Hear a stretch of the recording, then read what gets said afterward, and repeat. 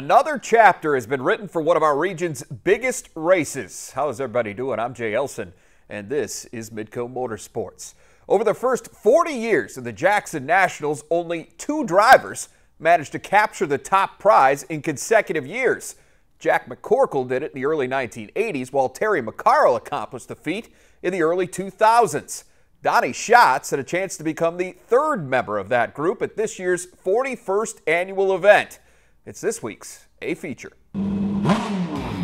Schatz would be a factor on opening night, the 15 on the pole for Thursday's A main, although he'd be challenged right off the start. David Gravel pilots the 41 around Schatz before the end of lap 1. A little further back, number 6 starter Brad Sweet began to make his move. Big Cat picks off Terry McCarroll for 5th. 8 laps later, the 49 with an even bigger jump. He passed both Darren Pittman and Brian Brown for 3rd. Then it was time to slug it out with Schatz. The top 2 drivers in the World of Outlaws standings went head-to-head for 3 straight laps before Sweet finally gained the edge. From there, he would zero in on Gravel, the 49, well over a second behind at one point, but traffic helped him close that gap in a hurry, and he'd erase it entirely with 2 to go. Sweet dives to the inside in turn 3, and that would be the dagger. Sweet holds off Gravel for the night 1 win, with Schatz rounding out the podium. Night 2 wasn't quite that thrilling, but it was close. Pole setter Carson Macedo settled into the top spot off the start, but lots of good action just behind him. Logan Schuhart giving it everything he had as he battled with Darren Pittman. The first slider didn't quite stick, so 6 laps later, Schuhart changed it up. The high side pays off, and Schuhart takes over the 2 spot. One more guy to get after that, but Macedo was up to the task. Schuhart did manage to snag the lead briefly with 12 to go, but it lasted less than a lap. Macedo answers, and that essentially sealed the deal. Carson Macedo officially leads all 30 laps for his 3rd career win. Pittman came home 2nd, while Schuhart settled for 3rd. Of course, most of the attention was reserved for Saturday's finale. That also included the Race Saver 305 Sprint, and it marked the end to a long wait for John Lamberts. The 12L took command of the 20-lap feature off the start, and it looked initially like he might run away with it. But the defending Nationals champ would have something to say about that. Fellow Sioux Falls native Caleb Johnson climbed from 6th to challenge Lamberts late, but as they split the back marker here, Lamberts' inside line proves to be just a little bit better. Lamberts finally gets it done. He's been racing at Jackson for 25 years, but this would be his first career win at the track. I looked up and the white flag was still out, but I thought, man, did I miscount? You know, I am a little older. And then he just dropped the checker right when I went underneath. Oh, thank God, because I'm tired. So it's pretty special to me. First place you ever race, and then to finally get a win there. Then it was time for the real fireworks, a full field of 24 cars on the starting grid for the main event, which featured a top prize of $41,000. Darren Pittman looked like he wanted that cash in a big way. Fantastic start for the 83 machine around the outside. Pittman would continue that run for the first 11 laps, but his momentum came to a screeching halt right here. Austin McCarroll tips it over in turn 1, and that brings out the red flag. McCarroll was unharmed, and while that was good news for him, the ensuing restart brought bad news for Pittman. Big Cat Brad Sweet pounces, the 49 vaulting into the lead at the green flag. Just one guy would test Sweet from there, and that was Donnie Schatz. The 15 nearly gets him on 2 separate attempts, but Sweet was just too good. He'd weather a couple more restarts and drive on to claim his 2nd Jackson Nationals crown in the past 3 years. I know he was in a tough spot there, Darren, and he chose the outside, and I think I had a little softer tire on. I think my tire just took off there really good on the restart, and I was able to get out front. And I think that was really the key to me winning the race. You always want to put your name on the trophy multiple times, and anytime that a promoter is willing to put up $41,000 to win, that's huge for us, and we take this stuff really serious. So, you know, we're really, really happy tonight. You know, we accomplished what we came here to accomplish. It's the start of the big money races for the summer months here, so we're going to celebrate a little, but keep focused here. So Sweet celebrates again. We'll have more on his latest triumph and the continued success of the Jackson Nationals when Midco Motorsports rolls on. Midco Motorsports on Midco Sports Network is presented by Dakota Speedway. And welcome back. Well, Brad Sweet joined some select company over the weekend, becoming the 7th driver to win multiple Jackson Nationals titles. And for more on that, we bring in Midco SN's Shawn. Brian, I guess we shouldn't be all that surprised given the role that Sweet has been on here of late. 5 wins for him in the month of June alone. That gives him 7 now for the season, and he's more than 70 points clear of Donnie Schatz in the standings at this point. So how do you explain what we're seeing out of this guy right now? I just think we're seeing a guy and a team really hit their groove, Jay, and finally hit their prime. And I think everybody saw that with Brad Sweet. You saw it last year when he won his first ever Knoxville Nationals. He carried that momentum into this season. And the key and the reason why Donnie Schatz has won so many championships and been so tough to keep up with is because of his consistency. And this year, when you look at Sweet's numbers, 28 top 10s, 23 top 5s in 32 events. That is very consistent. He's been good night in and night out. And he's found that the key to winning championships is trying to be your best even when your car isn't at its best. Some guys go for broke every night. Sometimes that works out. Other times you end up wrecking your car in last place and it's an expensive night. But like Schatz said to me last year after winning title number 10, to finish first, you must first finish. Yeah, that is absolutely true. Well, as far as the Jackson Nationals are concerned, Sweet made it pretty clear to us in his post-race comments, Brian, that he and his fellow drivers, guys like Schatz, have a great deal of respect for this particular event. Now, money, of course, has a lot to do with that. It always does. But in your opinion, what else are Todd Quiring and his team doing right with this thing? Well, they've done a lot of things right, and I think this has now turned into one of the marquee sprint car events of the summer because of the racing surface. The facility is really, really good, and the teams just love it. They have attracted a lot of cars and also made it very fan-friendly. Doug Johnson deserves a lot of credit for adding things like a hauler parade through downtown Jackson, a fan fest, live music, meet and greets, a 5K race, camping, all sorts of other activities in town that bring people out for all 3 days. And remember a couple of years ago, Jay, this event was in early June, and I think moving it back a few weeks has also helped a lot. So this thing continues to grow bigger and get bigger. And now that they plan to add maybe another day to this and make it 4 straight days of racing, I think you'll continue to see a strong field along with a lot of people that come out to support it. Yeah, looking ahead now, Brian, there's never any shortage of support for the month of money. And buckle up because that fun little run of races is right around the corner. Now, looking at it right now with what you know, other than Sweet, who are some of the guys that you think have the best chance to break the bank? Well, it's still hard to bet against Schatz, right? I mean, He's done so well in this stretch in the past, especially a lot of these tracks he's been really, really good at.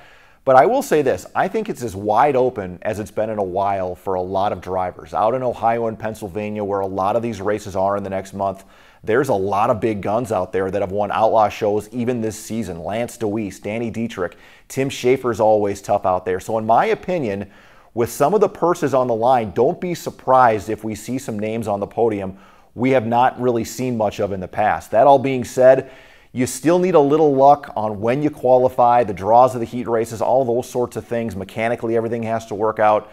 So I'm excited to see how it plays out because there are a lot of cars and teams that I think believe they have a good shot at winning some of these big money races over the next 6 weeks. Yeah, I would agree, and I am certainly excited. I know you are too, and we look forward to following along with all of that action here over the next few weeks. All right, Shawn from our West Fargo studio up there in North Dakota.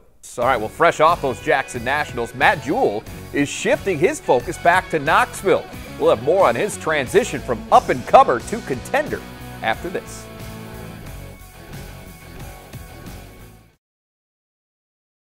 Matt Juhl's name has been on the list of up-and-coming drivers for quite some time, but at 29 years old, he's looking poised to flat-out arrive. In this week's Inside Track, presented by Dakota Speedway, we learned a little bit more about what drives the driver of the 09. All right, well, Matt, you've been at the sprint car thing for quite a while at this point. Hard to believe that you're the veteran that you are right now? Yeah, I mean, actually kind of thinking about it a little bit since you brought it up. I mean, it is my 9th year, I believe, now, which is, it doesn't feel like it, but time flies, and, you know, got to the point now I'm at, and it's been incredible right now. Your arrival really came back in 2010. That year you were a Rookie of the Year at Jackson, then Jackson Speedway, now Jackson Motorplex. And as you look back on it, what did that season do for your confidence? Oh, at first, you know, I was younger and I just loved racing and just wanted to go out there and obviously do the best every time. But you know, we were just progressing every week. You know, we were pretty quick right away, but every week we'd get faster and faster. So. You know, each year you get better and equipment gets better, and just getting everything kind of, you know, when we were first starting, we didn't know exactly everything, you know, what we were doing, so just learning was the biggest thing. Yeah, did that success then, you know, kind of change your perspective at all in terms of what it takes to be a good sprint car driver? I mean, I definitely didn't realize probably when I first started how much it actually takes, and I would say probably in the recent years I've kind of, you know, found out what it really takes, and just kind of managing everything and getting to the point where I'm at now. It's just, you know, I kind of take care of all the financial stuff and just taking that side of it, and then also racing and just all the work it takes to do it. It's a lot. Well, you raced a lot around here those first few years. Then in 2014, you kind of decided to take that leap and head down to Knoxville, try your luck in the 360 class there. Do you feel like now that was the right move for you? Definitely. I mean, my whole goal was to, you know, eventually move up. I mean, 410s racing was my biggest thing, and then racing at Knoxville was kind of always a childhood dream, because when I raced QRC karts when I was younger, we'd go down there with my dad and every weekend go race, and then go be able to watch that Saturday night. So I've seen a lot of races there, and eventually I always wanted to race there, so it's been a dream come true. What did you learn that first year? Well, I mean, my equipment wasn't up to snuff when we first went down there, so it was just really just getting laps and just, you know, figuring out what we needed to do with the car and my driving style, and just getting the laps are kind of the biggest thing in this sport. So really just getting laps and getting our stuff right and getting faster every week. So. Yeah. Do you feel like those lessons have translated to the 410 class at Knoxville too? Oh, definitely. I mean, I've probably had more success in a 410 than I have down there in a 360 here in the recent years, obviously. But I just think it's, you know, just progressing every time we go, and the way my program is now, and just having the right equipment and the guys behind me. So, you know, this year's been already really good, and so hopefully we can keep it going. A couple of pretty good years to get started down there for you at Knoxville. You finished 7th in 2017, another Rookie of the Year honor, but you also picked up your first career win at Iowa's famed half mile. So what do you remember now about that night and that experience? Well, I mean, obviously it was a huge dream come true, being able to win a race at Knoxville, especially in a 410 division. I mean, it's tough to get a win down there in any class, but the 410 class is definitely really tough. So, I mean, I'm more of a humble guy, I would say, and I just, you know, it took me a while to actually realize that I won there, and, you know, now that I can say I've done it a couple of times is unbelievable. Yeah, 5th in the points in 2018, and another win for you. But the biggest moment of all, I think, you qualify for the first time for the 410 A-Main at the Knoxville Nationals. What was that experience like for you? That was really, truly unbelievable. That Friday night show, my qualifying night, we didn't time the greatest, but we weren't awful. We were still like left in the 12th, and the B-Main we're supposed to start, I think, or something like that. And so we were able to re-qualify on Friday night, and set up ourselves really well for beginning of the night, timing in second quick overall, and then making it through the heat race. And we had a battle the whole race with Sheldon Hodenshield, and that was fun. We were going back and forth to make the transfer, and then came to it, the checkers, and we were top 4. So it was awesome. It was it was cool to be on that front stretch on Saturday when you get introduced in front of everybody. So it was really cool experience, and hopefully it's not my last. Yeah, you got a taste of the big show. How much worse do you want it now? Very true. And now I just obviously our goal is to do it again, and hopefully we can get a little higher up in the A-Main. All right. Well, other than that, as you look at it now, and I know these change, there's a lot of fluid in terms when you set goals for yourself, but what are those goals for you going forward with your career? I mean, really, to start with, goals for, this year even, obviously is to be a contender for the points championship down in Knoxville. Rattle off some wins would be obviously great. And, overall, I've gotten asked this question multiple times about, what I see for racing in my career. I love what I'm doing right now. Obviously, I'd love to race some, bigger shows, travel a little more. And eventually, I hope to do that. We planned on kind of doing it this year at the beginning of the year. It just didn't work out. But, make some of those big shows at the beginning of the year before anything starts around here. Just having some fun doing that. All right, Matt. Well, we all enjoy watching you. Congratulations on everything you've accomplished to this point. Thanks for taking a little time with us here today on Midco Motorsports. Yeah, thank you. Now, Juhl is off to a solid start at Knoxville this season. He's currently 4th in the points with 2 top 5s and 3 top 10s over his first 6 races. He'll get his next shot at his first win of 2019 coming up this Saturday. Well, I-90 Speedway finally caught a break. Highlights and post-race reactions from this season's first full night of racing in Hartford coming up next.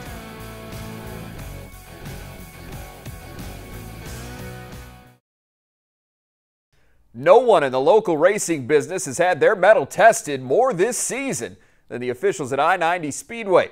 Their efforts to reopen that facility have been plagued by an incredible run of bad luck, which has forced them to cancel 6.5 of their first 7 shows. Saturday, things finally went their way. Mother Nature brought a little extra heat to Hartford with temperatures still well into the 90s at race time, and things boiled over a bit in the hobby stock feature. Dustin Gulbranson spent the better part of the race trying to chase down the X-car of Tyler Schlumbum. He was close a couple of times, but each time Schlumbum able to do just enough to stay in front. Controversy late in the race, though. Schlumbum with a bit of a bobble in turn 4, which appears to cause contact with Gulbranson, but it was the 6 car that would be charged with the caution. You be the judge. Either way, it was a huge break for Schlumbum, who went on to collect his first career win at I-90. The night's special guests were the Tri-State late models. 22 cars showed up, but one of them was clearly better than the rest. The 51 of Nate Bienhoff vaulted from 11th to 1st within the first 11 laps, and the Rock Rapids, Iowa native kept the hammer down from there. Bienhoff dominated the final 14 circuits en route to his first Tri-State win of the season. Had some patience and just worked from there, just let people in front of us kind of bobble a little bit, and then we could sneak under them, and just, like I said, patience, and the car was pretty good. We got a spare motor in this thing right now that's not by any means got a whole bunch of power, and I don't know, tonight it worked. The Tri-City IMCA Modifieds made another stop in Jamestown on Saturday. We'll recap that action after this. Midco Motorsports on Midco Sports Network is presented by Dakota Speedway. And welcome back. Well, the Tri-City IMCA Modified Series offers a short 6-race schedule, which is divided evenly between 3 North Dakota racetracks. Saturday, the circuit made its second and final appearance of the year at Jamestown. We'll pick things up with the B-Mods. Good start for Jim Morlock in the 97M. The Pettibone, North Dakota native takes advantage of the early restart to move to the front of the field. Morlock would hold that spot for 15 circuits, but a late caution ruins his run. This time it's Nate Reinke that benefits from the restart as he rides the bottom to guide the 71 past Morlock. And with that, he brought an end to what had been a tough start to the season. We actually took this car apart and went head to toe, totally rebuilt the thing this week.